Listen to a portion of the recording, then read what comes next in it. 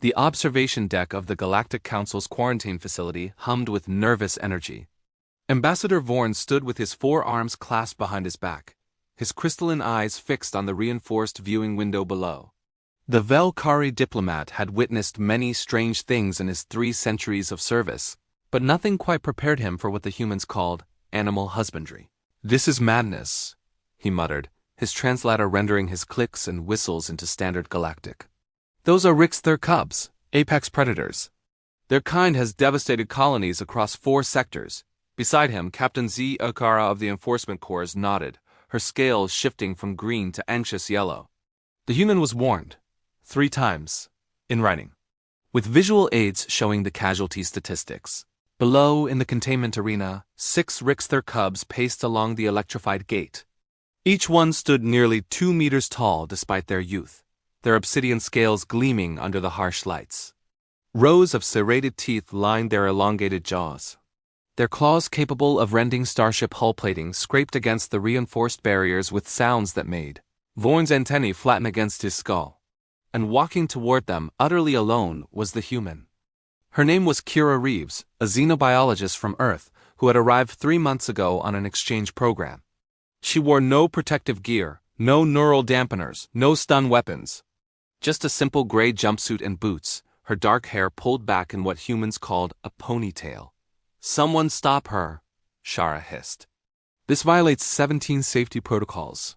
"She has clearance," Vorn interrupted quietly, "signed by the Council itself. Against my recommendation, I might add." Kira approached the gate where the cubs had congregated, drawn by her scent.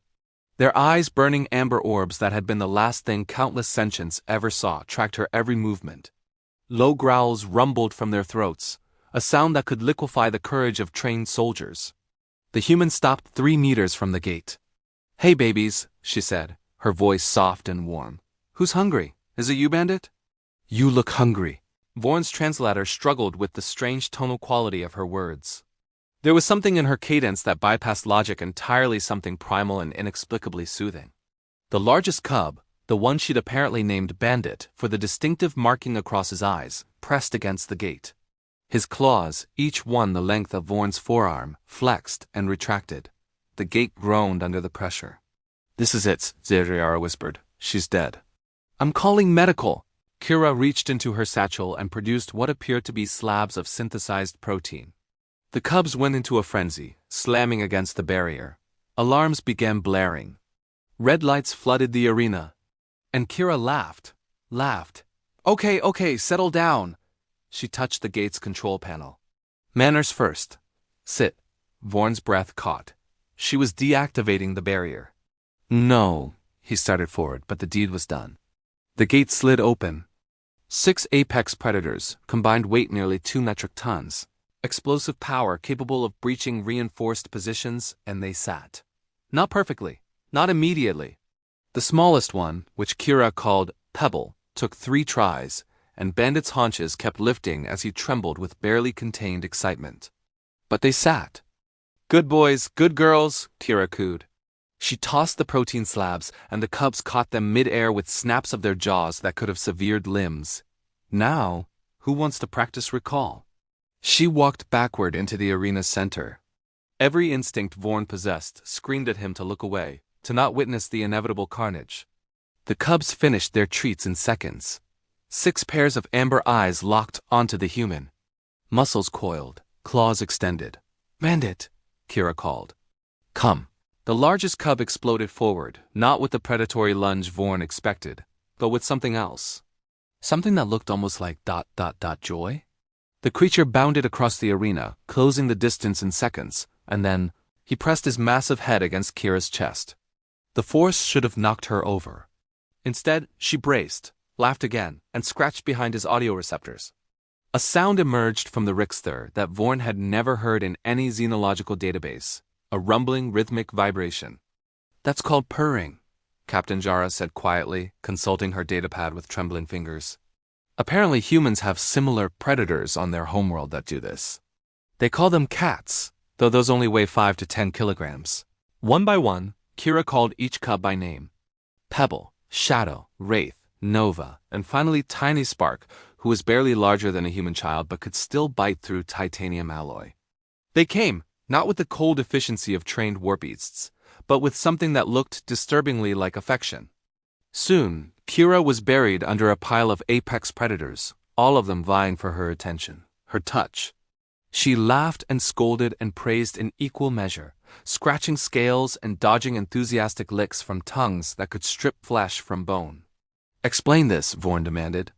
"Explain how a species that evolved on a death world designated Class 7 hazardous can make companions of other species. Nightmares." Shara's scales had shifted to a confused purple. "The human claims it's in their nature. Something about their evolution alongside predators.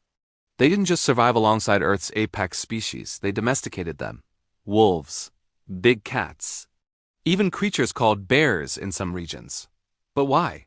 Vorn watched as Kira produced a sphere and threw it. All 6 cubs scrambled after it, playing. What evolutionary advantage could possibly? "She says it's because humans get lonely," Shara interrupted. "They don't just want companionship from their own kind. They want it from everything. If something is alive, a human will try to befriend it, domesticate it, or at minimum, name it and bring it food." Below, Kira was now teaching the cubs to weave between obstacles. Commands in that strange, soft language.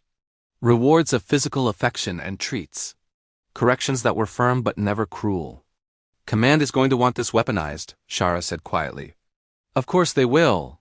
Vorn felt ancient weariness settle over him. "But that's not why the human is doing this, is it?" "No." Ziharar checked her notes. When asked why she requested assignment to the Rixler Rehabilitation Project, she said, "Because everyone deserves a chance to be loved."